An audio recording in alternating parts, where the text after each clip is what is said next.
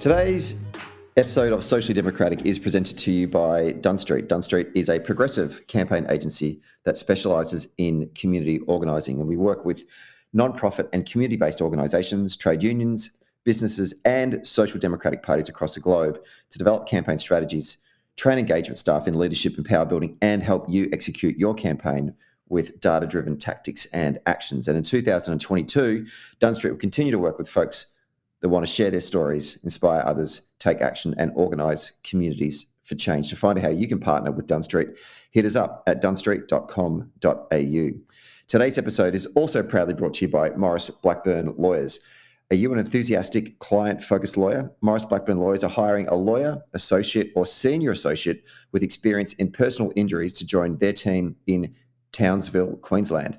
They offer a safe, supportive, and collaborative environment backed by inclusive leaders and progressive policies, and you'll manage your own file load with heaps and heaps of support. So, are you ready to join them on a journey to extend access to justice for more Australians? If so, apply now at mauriceblackburn.com.au/careers. Maurice Blackburn, experience you can count on. Hello and welcome to another episode of Socially Democratic, your weekly centre-left politics and organising podcast, which is out every Friday, allegedly, that dives into the progressive campaigns and issues of the day and the people leading them from home and abroad. And abroad we are right now. We are in New York in the United States at the moment. We've just finished our week Dunn Street United States engagement mission, where we took a group of Australians and one Irishman over to Washington, D.C. and New York, where we met with a whole bunch of folks from the progressive side of politics, both in labour organising, racial justice, public policy, government campaigns, you know, we met with them all. And that program has just finished up, and we're over here still for a couple more weeks. So sorry, we didn't get an episode up last week just because we had the mission on, and it was still, I can't do two things at once. I'm a man. And this episode's a little bit late going up because it's Friday here in New York, but obviously it's we're recording this and you're all asleep in Australia. So this will get up on Saturday. So apologies for that, but the normal programming should resume now, even whilst I'm overseas. We're going to be doing a bunch of interviews with some folks over here in the US for the next couple of weeks, which I think will be interesting, just hearing some things that's going on here politically in the United States as they get ready for the midterms, which is up in the first Tuesday in November. So today's episode actually is a special one because we're going to be speaking to Terry Szuplat, who was a speechwriter for Obama during the Obama administration from 2008 right through to the end of 2012. And Terry's going to talk a bit about his experience and time spending writing speeches for Obama, which I think is pretty cool. Don't forget to follow the show on Apple Podcasts or Spotify. And when you're done listening to the episode, give us 5 stars, please. And for all the latest updates, follow Dunn Street on Facebook, Twitter, Instagram, and LinkedIn. Okay, let's get to today's episode.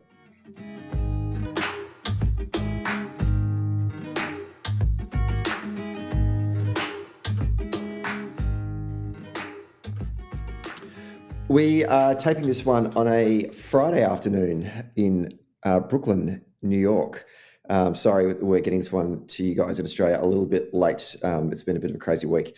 But good things come to those who wait, because we are joined by a special guest today, someone who was a part of the Dunn Street US engagement mission last week in Washington, D.C. He's the founder of Global Voices Communications, and he's helping leaders in politics, business, and civil society and entertainment tell their story and inspire audiences around the world. And that included writing speeches for a bloke that some of us might know as President Barack Obama for nearly 8 years. Terry Szuplat, welcome to Socially Democratic. Thanks. It's great to be here.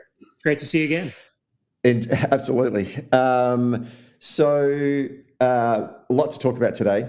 But before we talk about some of the contemporary work that you did, what's your backstory? We're going to talk about people's stories, but what's your backstory? Where did you grow up? What was your childhood like? Sure. So I grew up in Massachusetts. My father is a Ukrainian immigrant plumber. My mother was a lunch lady at my high school cafeteria, and we were very much have a working class background. I grew up on Cape Cod, which has all sorts of associations with it, the Kennedy mystique. But there's not everybody lives in a mansion and has a boat, and so a lot of us grew up in a working class background in a poor neighborhoods. And I never imagined in my wildest dreams that I'd someday end up working in the White House, in the Oval Office, flying on Air Force One around the world, places, including places like Australia. And so it's a really amazing journey to go from where I started to where I ended up. When you think back on your childhood or those sort of formative moments as a teenager, could you place a moment or a time where you started to take an interest in politics or government or public life or civics? What was? Yeah. So I think part of it came from the fact that I grew up in a few towns over from Hyannisport, where the Kennedys have their family compound. And so, particularly in the summers, the Kennedys were just everywhere all the time. It was just this presence that reminded me of sort of the good things about what politics can be. And when I was a kid, I think my mother must have sensed that I was developing an interest in the world and politics, and she gave me a record, a true record, an album. This is before cassettes, before everything, before CDs, before everything else. And it was an album of speeches by President Kennedy. And I was a kid. I don't know, 8, 9, 10 years old. And so the other kids were outside playing sports, and I was inside listening to speeches by John F. Kennedy. And I think as I've thought back on that experience, it was a record. So I couldn't see him speaking. I couldn't watch a video. I was listening and really focusing on the words and the rhythm of his language and the cadence, and really sparked something in me. I thought this was, I didn't yet have it in my head that I might someday become a speechwriter, but I was drawn to the idea that a leader could reach people and touch people and connect with people with nothing but words. And so there I was in my room as a kid in a few towns over from Hyannisport, listening to these words and these speeches, and slowly starting to understand that with the right words in the right way, you can actually you can really reach people. What struck you most about the speeches of John F. Kennedy that you think that possibly influences the way that you craft speeches today, or something that you wanted to replicate? Or Well, again, listening to them like a record, and in a way, they were poems. They were it was music. They were speeches, and they were about policies and programs and issues, foreign and domestic. But really, what I was drawn to was just the melodic nature of the language, the rhythm, the sound of the words. Because when you're listening, this is something I did ultimately when I became a speechwriter for President Obama, where I hadn't been on the campaign. I joined him in the first months of his administration, so I had to learn his voice, and I had to learn his rhythms and his cadence and his language. And everybody has their own. All of us do. So I would kind of revert back to like I was when I was a kid in my room growing up. I'd turn on a speech on the computer, but I'd turn the screen off, put my headphones on, because I just wanted to listen. I didn't want to be distracted by his hand gestures or his body language or the audience reaction, people standing behind him. I just wanted to hear the words. I wanted to hear how they flowed. And I think as speechwriters, whether you're writing for yourself and giving a speech, or you're writing for someone else, that's something that you really have to be attuned to is the voice, your own voice, the voice of the person you're writing for. It's actually, you stole a question I was going to ask you later on. It was about, how do you write for someone else? Sure. I mean, it must be incredibly difficult, right? I mean, and particularly Obama as well. Everyone has a style, obviously, but trying to then get yourself in their head and craft a speech for them must be incredibly difficult. Yeah, it's hard enough for all. I think anyone who's ever tried to give a speech or write their own speech, that alone is hard. It's hard. There's all sorts of insecurities and self-doubt that come into that, and it's hard, and you question yourself. It's doubly hard when you're writing for someone else because you're actually writing it twice, at least twice. The first thought to come into your mind is, well, what should be said here? What could be said? What makes sense to me? But then you have to stop and ask yourself, would the person I'm writing for actually say it this way? And every one of us would say it differently. There's 100 different ways to give a speech, and every person would give it slightly differently. So as a speechwriter, you're always stopping yourself and asking, am I writing this the way that I would say it, or am I writing it the way my boss would say it? And again, that's part, mimicry. That's a kind of script writing. I mean, I've never written a TV show, but I suspect that when people write scripts for a TV show or a movie for a character, they're always asking, would this character say it this way? And that's what we do in speech writing. And there were many, many times when we'd be editing each other, going over drafts, and say to each other, this is the right point, but I just don't see him saying it this way. This is not how he talks. This is not how he approaches problems this way. So yeah, speech writing is like writing everything twice, at least twice. How did you come to actually be in the orbit of President Obama? How did you get a job for the President of the United States? Sure. Well, by 2000, late 2008, in the end of the campaign, I'd been a speechwriter for just a little over a decade. I'd been an intern at the White House speechwriting office in college when President Clinton was there. I was actually assigned to the foreign policy speechwriters. And so I thought that was a pretty cool job to have, and maybe someday I could come back and actually do it myself. My first speechwriting job was for the Secretary of Defense.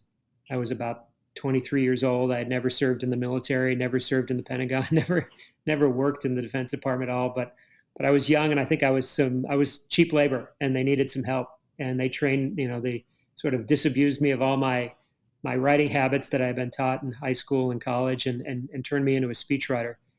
And this speechwriting world's a pretty small one, I think globally, but also especially in DC. And I'd volunteered a little bit on the Obama campaign in 2008. I was at the convention, got to know his speechwriters. And when he won, it was time for them to build out their team.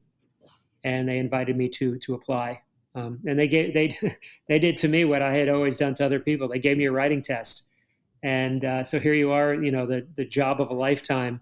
And everything you've been working towards and hoping for years, and it comes down to a writing test, and they give you about a week to do it. And it was one of the most difficult weeks of my life, because I really wanted to nail it. I really wanted them to want me on board, and it worked out. And so I started a few months into the administration in about May 2009, and I was there to the very end, January 2017.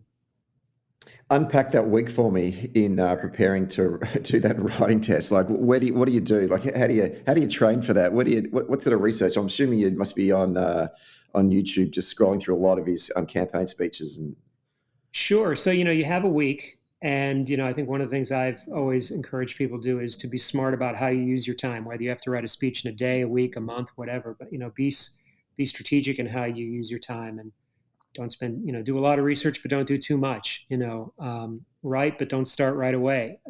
Don't start too late. Leave enough time for editing, So, a typical week like that, I'd spend, again, 7 days. So maybe I'm spending 3 days or so, just absolute gangbusters research, reading everything I could that he's said on the topic. And it was a fictitious scenario. The idea was he would travel.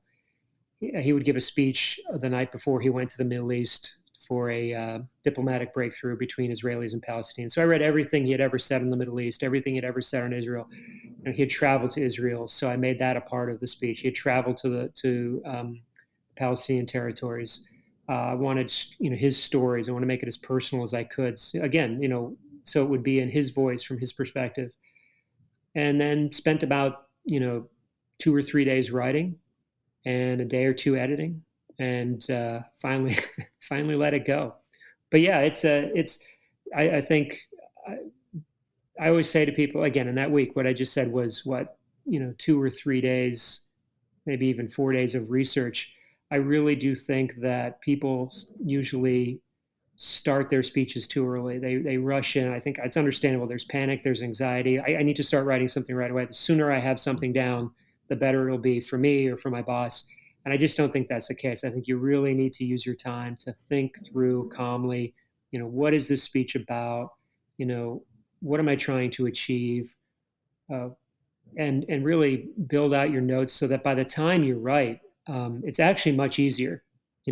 Before I ever write a word, I might have 80, 100 pages of notes, roughly organized around. And if I come across an amazing story, I'm going to plug that in. Maybe that's the end. Save your best for last. Plug that in. And once you see it all, once you see your, almost like dots on a screen, it starts to become clear what the best ones are, what the nuggets are, what the diamonds are, and how you can string them together in a way that's truly unique and beautiful. And so that's how I approach it. A lot of the thinking, I just think that a lot of the work that goes into making a great speech occurs before you ever write a single word.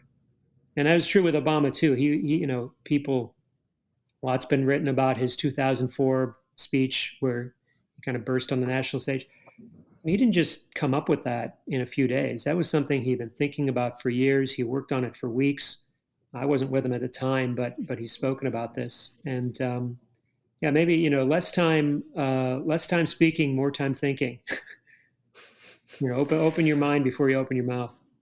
One thing that strikes me about the speeches by President Obama, not just campaign speeches. I mean, obviously, I probably lean into and pay more attention to the campaign speeches because of my background and the work that I do. But even when he's talking about domestic politics or policies, he does incorporate stories into his speech more so than I think most politicians do.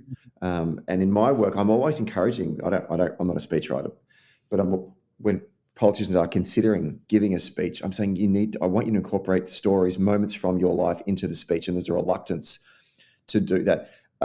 When you wrote for Obama, is that something that you picked up straight away? Is that something that the speechwriting team and Obama said, we need to get my stories in or stories of others into these speeches all the time? Or what's the process there? Was that deliberate or it just happened or happenstance? Well, I think with Obama, he was a writer before he was a politician, right? He had written his memoir, before he ever ran for public office. And actually one of the, this is a process that he went through early in his career where he'd get up and give speeches about issues. And his advisors encouraged him to give speeches with more stories. It was something that he had to learn. By the time 2004 comes around, I mean, I personally believe that he pretty much had his voice and his style of rhetoric largely intact by the time 2004 comes along. I mean, you watch that speech in 2004, and then you listen to his farewell address in January 2017. We're always very proud of the fact that you could put speeches like that side by side, and they were thematically consistent, rhetorically consistent. So, by the time I joined, there was already a great appreciation.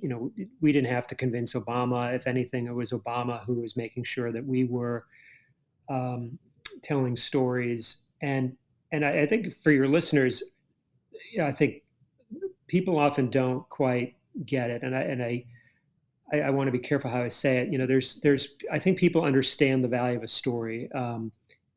We all know we could tell a story. If you're giving a speech about the economy, you could choose to tell the story of a real family you met in their real life and what they go through to make it real. That's one kind of storytelling, stories that illustrate what your speech. But another way to look at it, and the way we all looked at it, was that the speech itself is a story.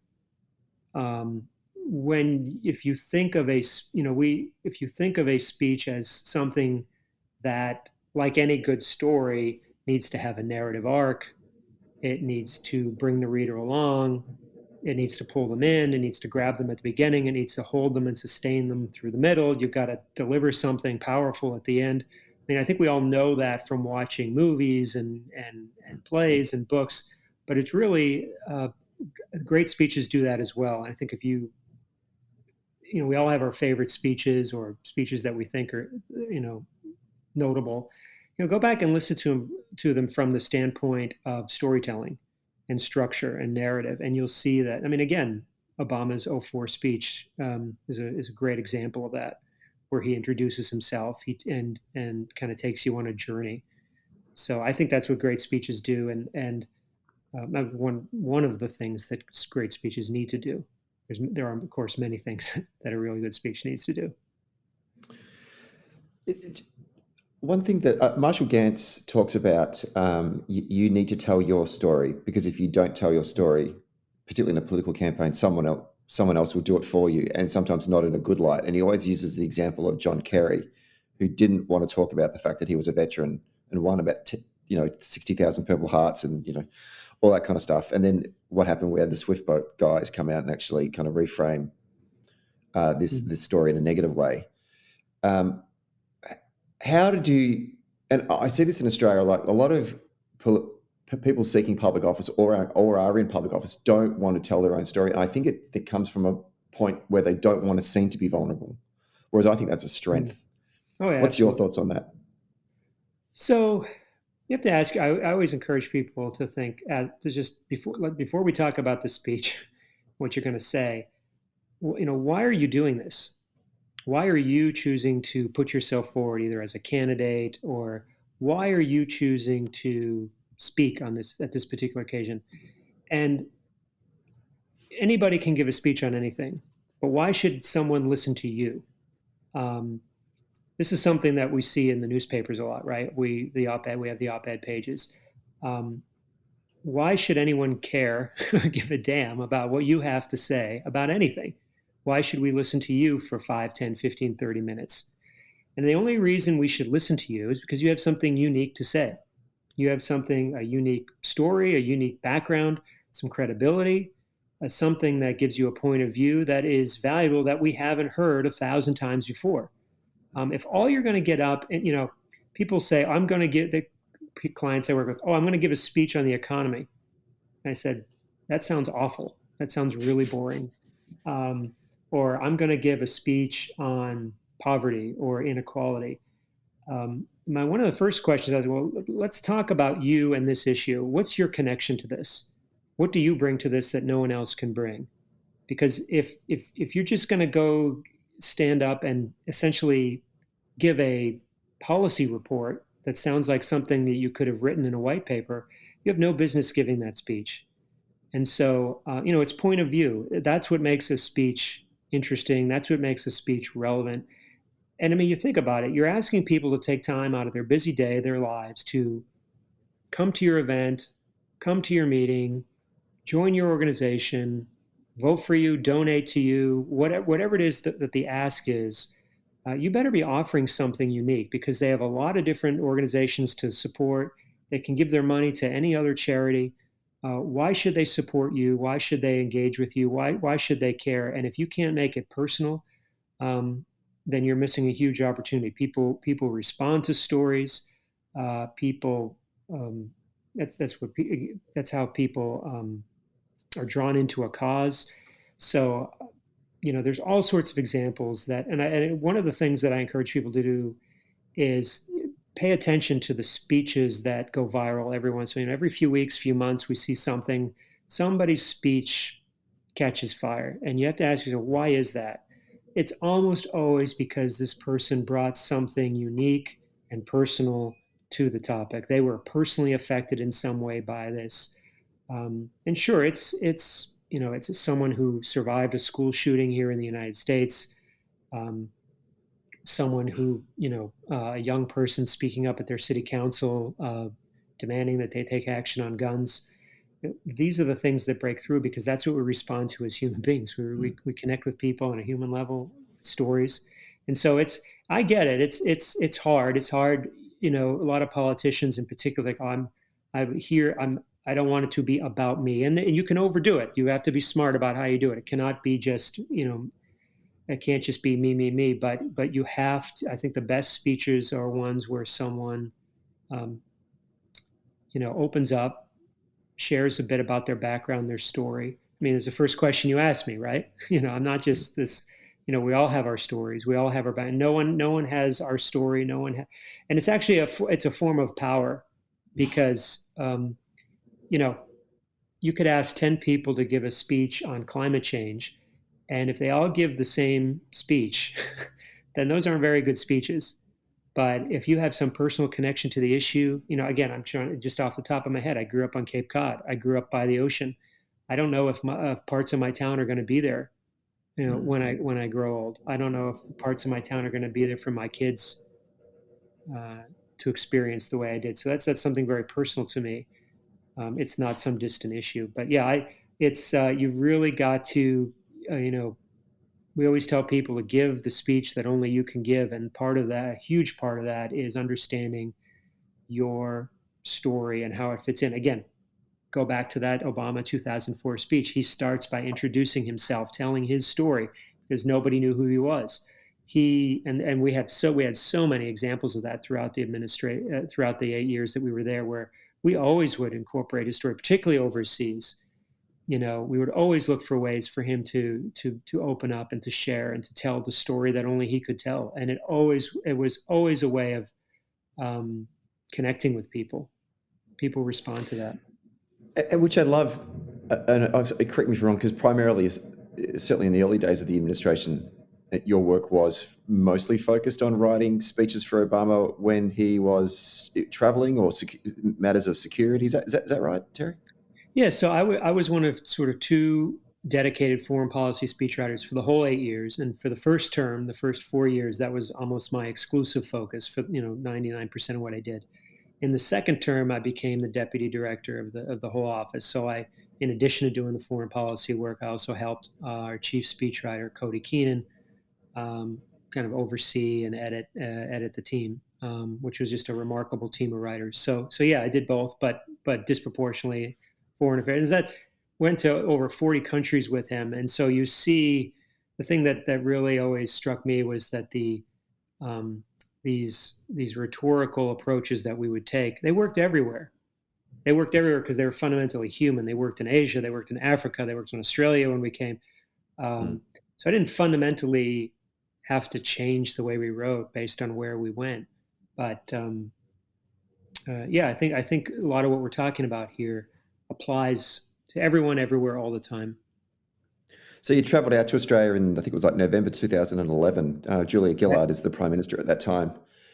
Talk us through the process of crafting a speech for Obama. I think Obama spoke in the House of Representatives from That's memory. Right. Yeah, Parliament. Yeah, he gave a speech in Parliament, and that was definitely. And then we came back later in administration for, I think it was a G20 summit in. Was it Melbourne? Maybe that we did it. I can't remember. But we came twice, and yep. But the high point of that first trip was his speech to Parliament, and yeah, that was very much envisioned as sort of a major address, not only to one of our great allies, but to the region, America's role in the Asia Pacific for the years to come. And so that was very much one of these large sort of framing speeches that shaped his narrative and defined his narrative for years that followed. And actually, one of the best memories of that trip, though, is the night before. There was a dinner, official dinner, and we had teamed up with Gillard's speechwriters because we wanted to make sure that we were all in sync with one another. And I remember thinking it'd be really cool. I'd read somewhere that there was this growing concern in Australia that Australian Strine was sort of losing out to sort of American English, and Australia was at risk of losing something unique. And I said, well, what better way to pay tribute to a country and a culture than just to have them give the whole speech in Strine? and so we worked with, I don't, I can go online, but I don't trust anything online. And so we worked really closely with the Prime Minister's speechwriters to try to craft a speech where, again, we're not doing it to be clever or funny, but as a sign of respect, as a tribute to a nation's culture. And he gave he gave most of that speech in words that were new to him and new to us. But I think one of his favorite phrases was ear bashing, and he that he learned during that trip, and he used that a lot when he got back home as well. I'm assuming the speech was then just a whole bunch of words that were now abbreviated from sunglasses to sunnies and afternoon to arvo and.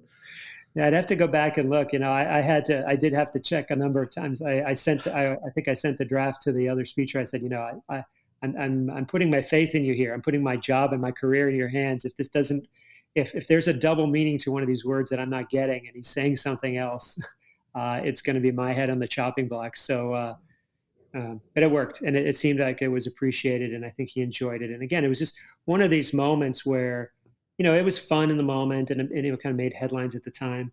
But I really do think that particularly people in the business community and people like yourself who do a lot of work internationally really ought to be looking for more opportunities for these sort of cross-cultural moments. And it's work. I get it. It's hard. It's easier just to get up and say hello. But if you take time to learn the culture, learn the language a little bit, learn a few phrases, try, make an effort. You might not get it 100% right, but people really appreciate it, and it's a real example of how using rhetoric and language to kind of bridge cultures and bridge divides. It really makes a difference to people, and I think we'd be in a much kind of different world if more people tried to do that.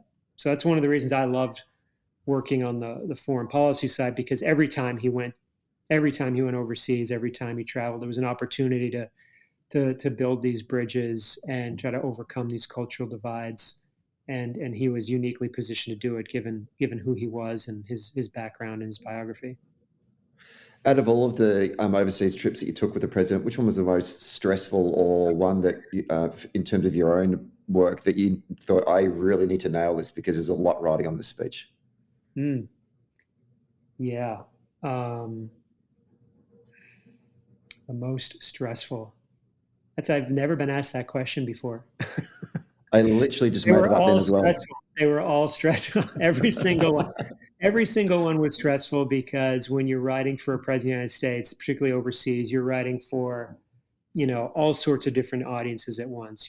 There's the country you're in, there's the political situation, the military situation, the cultural situation. There's so many ways that you can step in it. It's just an absolute minefield.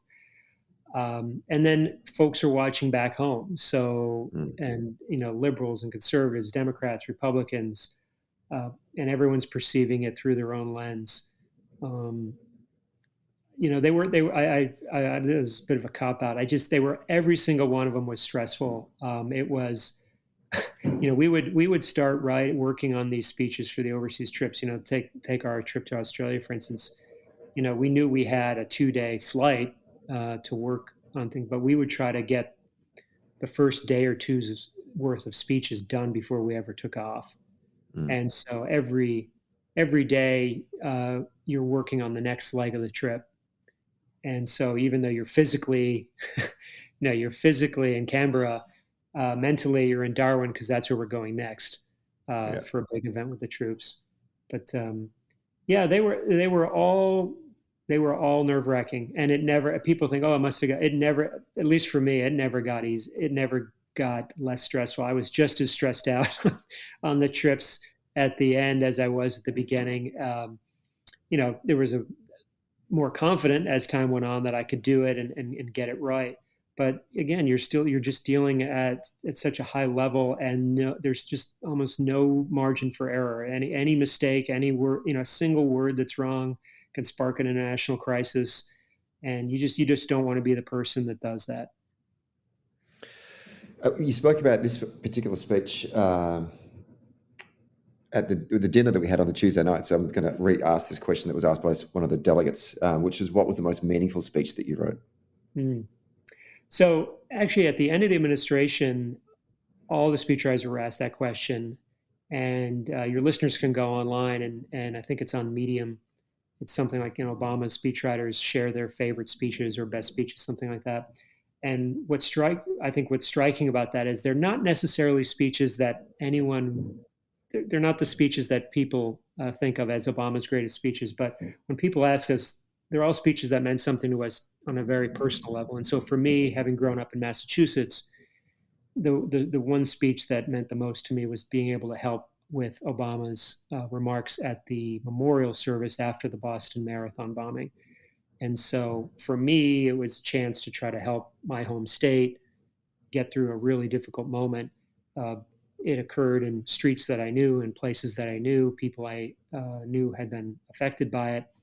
And as I drafted, as I worked on it, I imagined writing it for members of my own family. I imagined writing it for people I knew, and so that's the one that for me on a personal level means the most. And one of the things I'm most proud of in what Obama did was, if you people remember, he gave this. The bombing was on a Monday.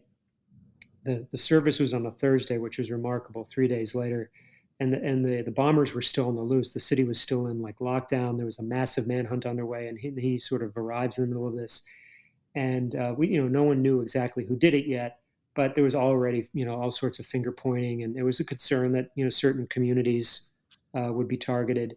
And he went out of his way in that speech to talk about what it means to be strong and resilient in the face of terror and fear, and how we can't demonize people, and how a strong and confident nation responds to moments like that, as opposed to what we saw, say, from his successor. So that's a speech that I'm very proud that I was a part of. And as always, Obama made it made it much better with his edits. He made it better at the podium, but to have been a part of that was pretty special. How much editing? What's the editing process like when you're working with the president on a speech like the one that he delivered in Boston after the bombing? So for something like that, the draft will go up to him the night before. A president, he gets his homework every night, just like our students do and kids do. He gets a big batch of folders. And for that speech, I remember the next morning, that Thursday morning, we came in and he had all sorts of edits. I mean, I think structurally, the draft that I had worked on was still there, but just every paragraph had edits, line edits, moving things around. He was very precise in his edits. And they were so extensive that I figured, well, I'm going to make these edits and that'll kind of be done. We'll essentially be there. I mean, we also didn't have a whole lot of time. And so flying up to Boston on Air Force One, making the edits, sending them back up, I pretty much figured we were done. Maybe I get a few little edits, but he walked back at one point. The plane is getting ready to land in Boston. He kind of strolls back casually, hands me another round and it's a whole nother extensive round of edits. I mean, he's really, really getting into it. Again, not necessarily restructuring the speech, although he would do that at times. This case, he was just really, really precise in his language and really wanted to make sure that he struck the right chord at a really difficult moment for that city and for the country. And there were so many edits that actually, unfortunately, decided I love being in the room when the speeches that I worked on are given, because I want to see how it goes. I want to see the audience react. I want to see whether that experience that we had worked to create actually happens. But I was so terrified of being, stuck in some staff van somewhere with no internet and not able to make the edits. I just stayed on Air Force One at the airport. Everybody else left. The motorcade left. Went to the event, and I was by myself and making those final edits. And he cared. And again, I think back to that speech. His edits were again not structural, but he just really, really, again, as a writer himself, really focused on, I think there was one particular edit where he was describing the race, and he made the line much more alliterative. He talked about the race being this sort of 26-mile marathon of friendship, and he added fellowships. Just this little touch of just as friendship and fellowship. All the fellowship has there's more going on in that word than friendship. So lots of little things like that throughout the whole speech, so that by the time it gets to the podium, he's touched just about every single line in a speech like that, and really made it his own. Listening to this, I remember the speech being given. I had been in Boston a couple of weeks before the marathon, and obviously the city starting to prepare for the marathon. The blue and yellow Boston Athletic Association gear is starting to sort of appear on people as they're running around the city. And I'd been to Boston on a number of occasions prior to that, but I hadn't realized how important the marathon was in the landscape of the city itself. Yeah. And so I'm listening to the speech and I'm getting emotional about it. And I'm not even from Boston. I mean, we're lucky we haven't turned this podcast into a Boston sports podcast, because all of my favorite Right. sports teams are all the teams from New England. And I'm trying so hard right now not to ask you about the Red Sox, but I was getting emotional. So you're sitting there in Air Force One listening to this speech, a native New Englander. How are you feeling about listening to this as he's delivering, a unison of both his and your words? Yeah, well, it's always hard when you're someone you've worked on it, you've been working on it for days or weeks, and you've kind of agonized over every word, every line. And, it was, I think for me, the most important part of it was, there's a moment in the speech where about halfway through, again, he's in a cathedral. It's a religious setting. It's an interfaith service. There's 2,000 people in the church. So it's a memorial. It's a service, and the first half of it feels that way. But then there's this moment about halfway through where, it pivots, and there's a line, something to the effect of, if the people who did this thought they could scare us, if they thought they can intimidate us, well, they picked the wrong city. And at that moment, it went from being more of a service to more of this sort of defiant rally. And at that moment, I remember, again, I'm watching on TV on Air Force One, people standing up, kind of putting their fists in the air. And so it changed. You could, I wasn't in the room. I wish I had been, but you could see the mood in the room change. And so from that point on, it becomes this speech of real kind of defiance and resilience and pride, and that we're not going to let these people, whoever did this, change who we are. We're not going to we're going to come back here next year. We're going to run this race again. And so that's a great example to me of how a speech can do something, right? It empowered people at that moment. It took this moment of profound grief and turned it into one of resolve and defiance and pride. And he did that. That was his delivery through which he did that. But that, so to be able to watch that as someone who was born in Boston and grew up in Massachusetts and spent so much time there, that to me was my big takeaway, and why that's one of the reasons why that meant so much to me, is that this horrific thing of so much pain and tragedy could still become something that would bring people together in a positive way, not out of anger towards another group, not out of fear of another group, of the other, which so many leaders throughout history have done. Like the only way to bring people together is to have a common enemy. There was no common enemy in that speech. It was just a common, there was a solidarity in who we are and what we represent and the values that define us as a city and as a country. And so I wish more leaders would do that. It's cheap and it's easy to point a finger and blame entire communities or people who look different or pray different than you. But if you can find a way as a leader to actually, bring people together and get people to stand up and, put their fist in the air, not because they want to punch somebody, but because they want to, be strong in who they are and confident. So there's a lot going on, but there's that moment in the speech about halfway through where you can see that kind of turn in his mood and in the audience's mood. And that's where I assume you never wrote David Ortiz's speech that he gave at Fenway Park.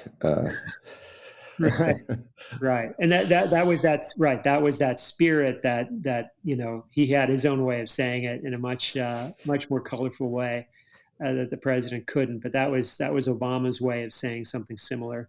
But it was trying to channel that spirit. And I think that's one of the things that really all of us can do. All great speakers do is they reflect back and channel the energy and mood of the room, of the town, of this, whatever it is, whoever the country, and in they don't always get it right. And, Obama is the first to tell you he didn't always get it right. There were times where he kind of, particularly after terrorist attacks sometimes, where he viewed it as his role as president, commander in chief, to stay calm, to project calm. And meanwhile, you have sort of right wing television programs not staying calm and fanning the fears and fanning the flames. So it can be a hard thing to do for a speaker, to channel and reflect back the mood of your audience. But I think that's the Boston speech is an example, one example of many, where he was able to do that in his way. Do you know which speech the president is one of his favorites? I'd love to ask him that someday. I do know that early in his career, very early in his career, he told several people that his favorite speech was the speech he gave as a Illinois state senator on the eve of the Iraq War. I think it was October 2002, where many Democrats sort of afraid to speak out or sort of following along the march to war, and he stood up and said that he opposed it. And I know that so one of them is definitely going to be that. And one of the things that he was most proud of was that he did what all great speakers ought to be doing, was he said what he believed. He said what he believed to be true, and he was willing to say it at a time when a lot of other leaders in his party were not. And in the end, it ended up being politically the right thing to do, but at the time that wasn't clear. And so I think, particularly politicians, there's so much polling, there's so much putting your finger to the wind, and voters see that, and they know who's telling them what they want to hear, and they know that's the difference between a leader who tells them what they want to hear and what they need to hear. And so in that particular moment, that was something that he stood up and he spoke his heart. But as far as do you recall, that's a great question for him. Do you recall the first time you ever walked into the Oval Office? You would think I would. I actually don't. But I do remember the first time I met him, and it was May 2009. I had just written my first speech for him. Speechwriters would have a daily meeting with his chief strategist, David Axelrod, whose office was right next door to the Oval Office. And Axe, being an old newspaper man, would have us print out our speeches, walk in, and one by one we'd hand him our speech, and he'd sit there, lean back in his chair, and read them quietly. It was agonizing. I couldn't. It was, it's how he did it. But we were in there, and Obama walked in and asked where the new guy was, because it was the first speech I'd written for him, and said that he liked the speech, which was kept me going for a few years after that. And that was the first time I met him. And you never forget that point. But yeah, all the Oval Office meetings, all kind of blur together, to be honest with you. And also too, when you're in the Oval Office, as speechwriters, when we're in the Oval Office, we're there because it was our opportunity to hear what was on his mind, what he wanted to do with the next speeches over the coming weeks. And so, we didn't record these conversations. We had to take notes. So we had one job and one job alone, and that was to listen to him, not to look around the room, not to step out of your body for a minute and kind of pinch yourself that you're in the Oval Office. Because God help you, here he is taking time out of his busy day to tell you what's on his mind and what he wants to get done and achieve in the speech that you're working on. You better not miss a word. You better not miss an idea. So those are some pretty intense experiences. But it's a much smaller room than people think.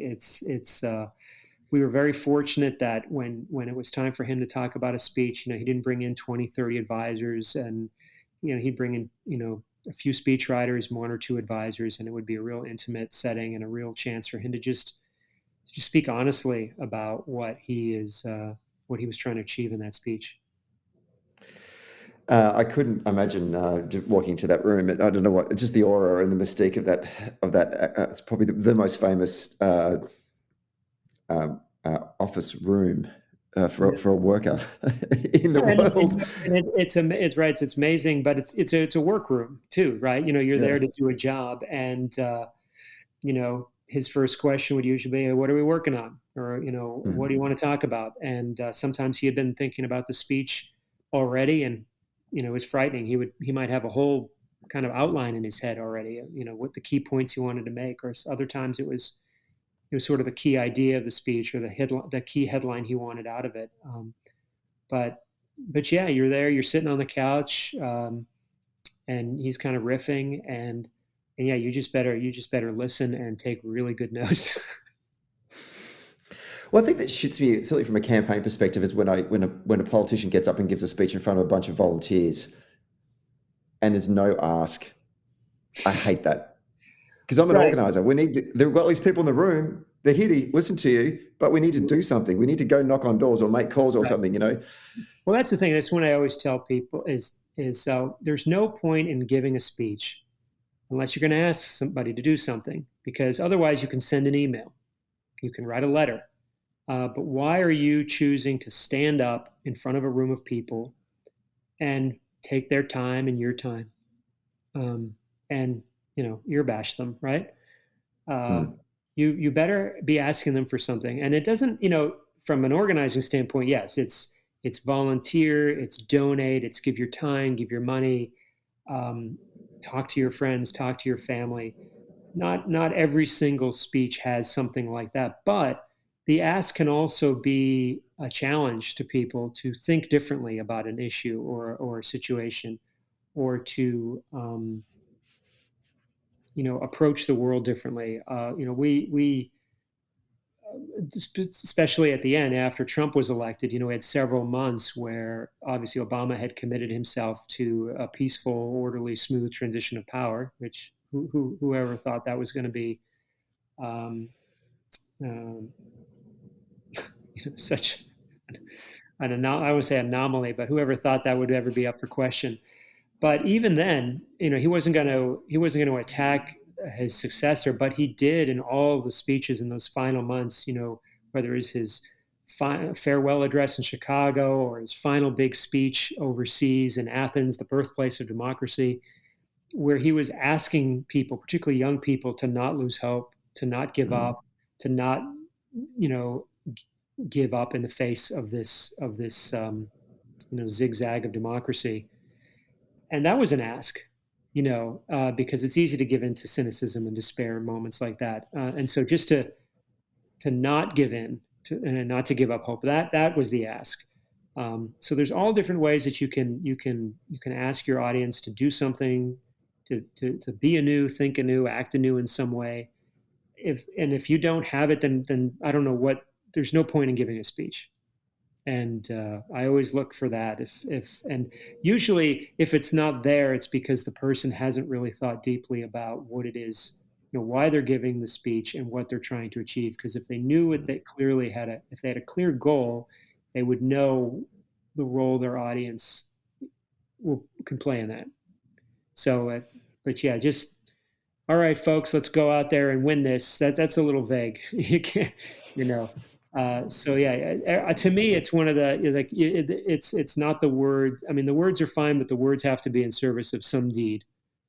And if you're not, then you're missing a tremendous opportunity, because we know that again, write a letter, send an email, but you have an incredible opportunity as a kind of a living, breathing human being standing in front of other living, breathing human beings to forge a real deep human connection. And if you can couple that with an ask, um, you can change the world. You can change your community.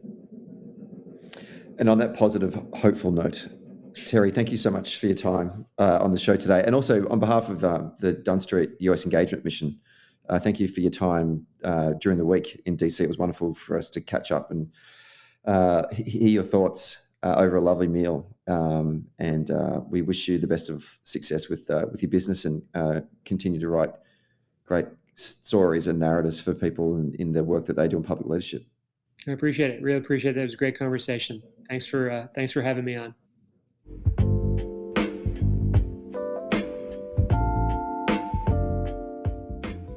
Hey there. Thanks for listening to Socially Democratic. Did you like the podcast? Hit the follow or subscribe button and be sure to leave a review on Apple Podcasts or Podchaser. And to get all the latest updates on Socially Democratic, follow Dunn Street on Facebook, Instagram, Twitter, and LinkedIn. And we'll see you next Friday. Socially Democratic was brought to you by Maurice Blackburn Lawyers. Maurice Blackburn Lawyers have spent more than a century paving the hard path to justice for everyday Australians. They've helped over 500,000 Australians turn their situation around, and they know how the system works. Their experience and skills means you'll get the best results possible. Find out more on their website, mauriceblackburn.com.au. Maurice Blackburn, experience you can count on.